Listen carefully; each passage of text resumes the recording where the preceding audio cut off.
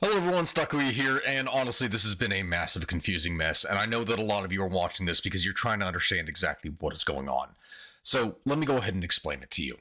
Right now we are in the middle of a crisis with Ukraine, but no one really understands as to where it came from, what is going on with it, really why it's happening in the first place. So allow me to explain it. Ukraine has long played an important yet sometimes overlooked role in global security. So today, as an example, the country is on the front lines of a renewed great power rivalry that many analysts say will dominate international relations in the decades ahead.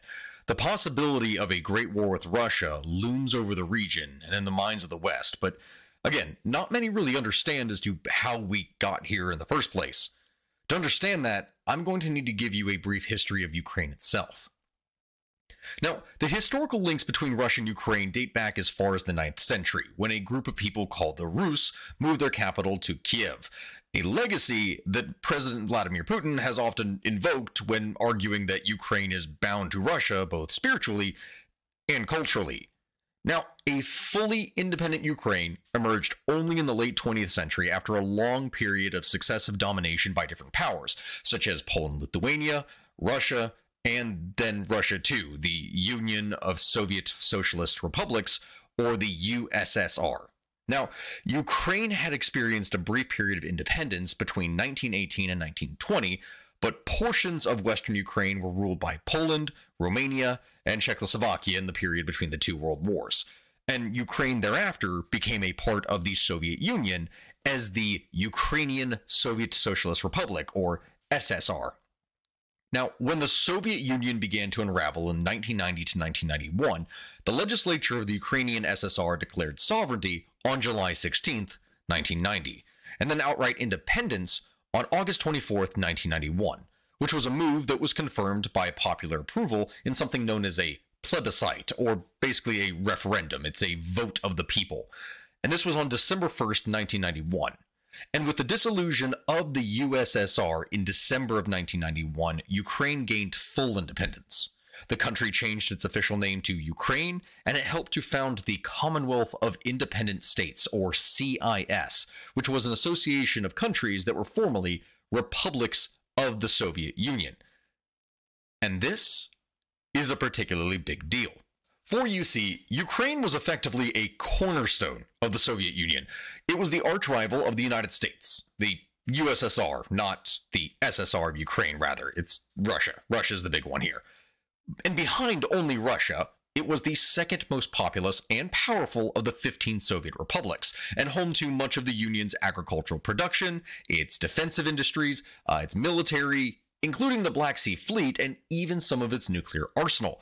Ukraine was so vital to the Union that when it made the decision to sever ties in 1991, that effectively was a death blow for the ailing superpower. It just couldn't take it. That's the heartland of production just removed. Right there. With its newly achieved independence, Ukraine sought its own path and in more recent years has sought to align itself more closely with the West and to even join NATO, earning the ire of Russia that seeks to disrupt what it sees as a clear threat not only to its national interests, but also to Russia itself. NATO, for those of you who don't know this somehow, is the North Atlantic Treaty Organization. It was founded in 1949 to protect against Soviet aggression, and this alliance has expanded to 30 countries, including the former Soviet republics of Lithuania, Estonia, and Latvia. The treaty states that if one nation is going to be invaded or attacked by any third party, then all nations in NATO will collectively mobilize in its defense. Because of this, Ukraine and other former Soviet states joining NATO is not only a slap in the face to Russia prestige-wise, it's an active impediment to any possible Russian expansion in the future.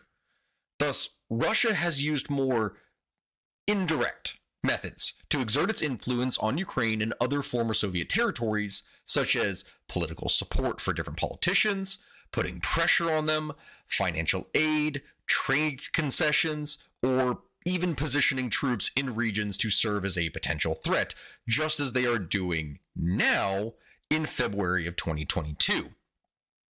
It is this exerting of influence that first brought things to a head between Ukraine and Russia back in 2013/14. In late 2013, President Yanukovych acting under the pressure from his supporters in Moscow, scrapped plans to formalize a closer economic relationship with the EU. Russia had been, at the same time, pressing Ukraine to join a not yet formed Eurasian Economic Union. Many Ukrainians perceived Yanukovych's decision as a betrayal by a deeply corrupt and incompetent government, and this ignited countrywide protest in something known as Euromaidan. Putin framed the ensuing tumult of Euromaidan, which forced Yanukovych from power, as a Western-backed fascist coup that endangered the ethnic Russian majority in Crimea. Western leaders, of course, dismissed this as baseless propaganda because, honestly, this sounds like something straight out of the Soviet era. And in response, Putin ordered a covert invasion of Crimea that he later justified was, in fact, a rescue operation.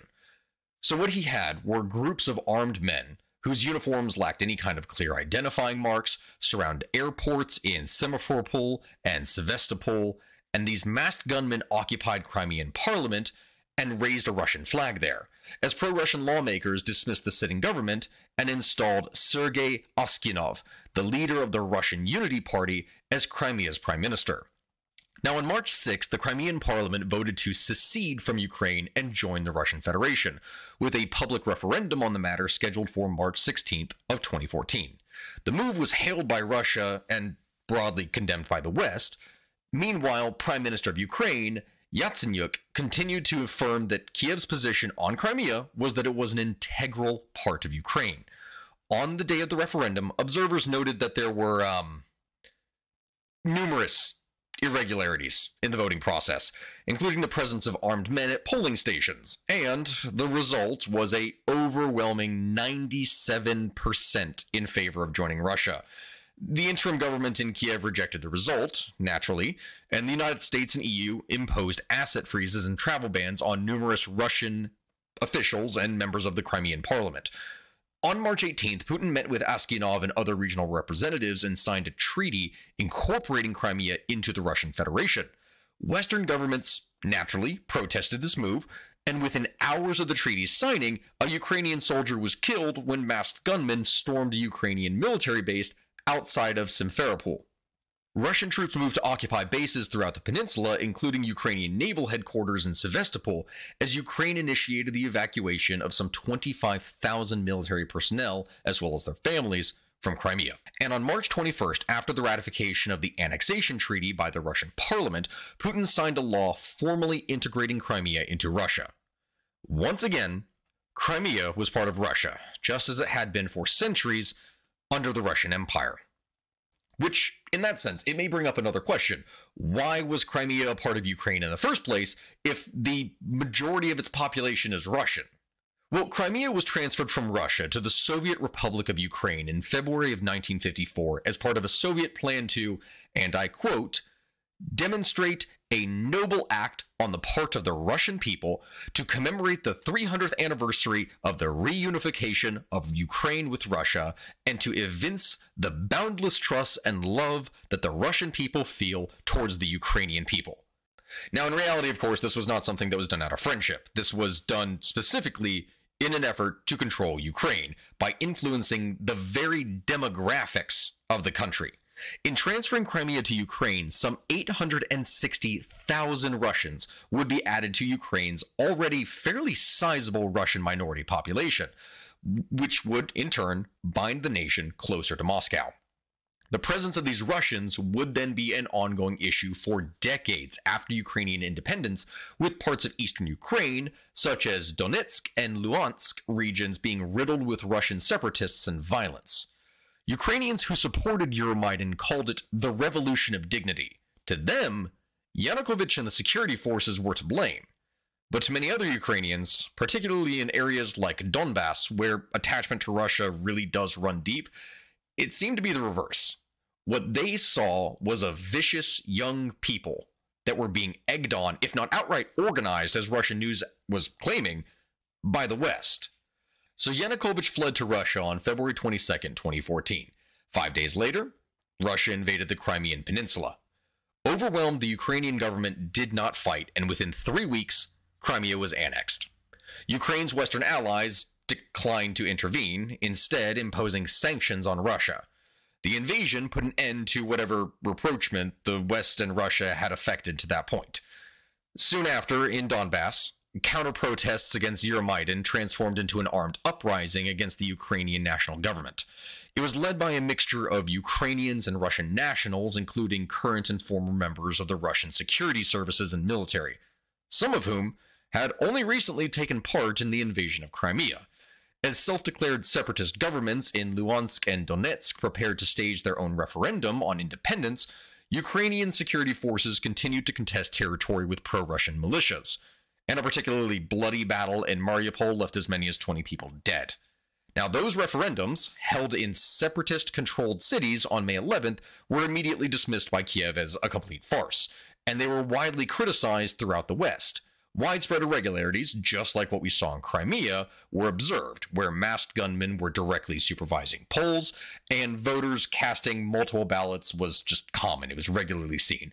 In fact, Ukrainian police reportedly seized 100,000 pre-completed yes ballots from armed separatists outside Sloviansk, while stopping short of recognizing the results of the referendum, which overwhelmingly favored independence in the face of 90%.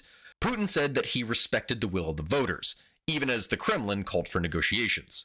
The EU responded by expanding its sanctions against Russian individuals and companies. Violence in eastern Ukraine between Russian-backed separatist forces and the Ukrainian military has, by conservative estimates, killed more than 10,000 people and injured over double that since April of 2014. Although Moscow has denied its involvement, Ukraine and NATO have reported the buildup of Russian troops and military equipment near Donetsk and Russian cross-border shelling. In addition, Moscow did confirm at one point that a squad of Russian paratroopers had been captured while in Ukraine. After Ukrainian authorities released video interviews of the prisoners, Russian military officials stated that, yes, the soldiers had accidentally crossed the border. Accidentally. It is estimated that there are at least 1,000 Russian soldiers that are actively fighting in the conflict. In July of 2014, the situation in Ukraine escalated into an international crisis and put the United States and European Union at odds with Russia when a Malaysian Airlines flight was shot down over Ukrainian airspace, killing all 298 passengers on board. Dutch air accident investigators concluded in October of 2015 that the plane had in fact been downed by a Russian-built surface-to-air missile. And in September of 2016, investigators said that the missile system was provided by Russia, determining that it was moved into eastern Ukraine and then back into Russian territory again following the downing of the airplane. Since February of 2015, France, Germany, Russia, and Ukraine have attempted to broker a cessation in violence through the Minsk Accords. This agreement provides provisions for a ceasefire, withdrawal of heavy weaponry, and full Ukrainian government control through the conflict zone. However, efforts to reach a diplomatic settlement and satisfactory resolution have been unsuccessful, and thus the conflict remains to this day. And with that, that is the origin of the conflict in Ukraine. Now, I know that this was a very brief overview and there's a lot more that could be covered, but simultaneously, we are fairly limited in what we could say on YouTube here because things might just get taken down or censored or any number of other things. So if you like what you see, please give me a like, subscribe, make sure the bell notification is turned on, give me a comment, anything you really can. I appreciate all of you for watching. Let me know what it is that you'd like to see next. And if there's any other things that you would like to know the history of to understand a little bit better, then please let me know below. Thank you everyone for watching, and goodbye.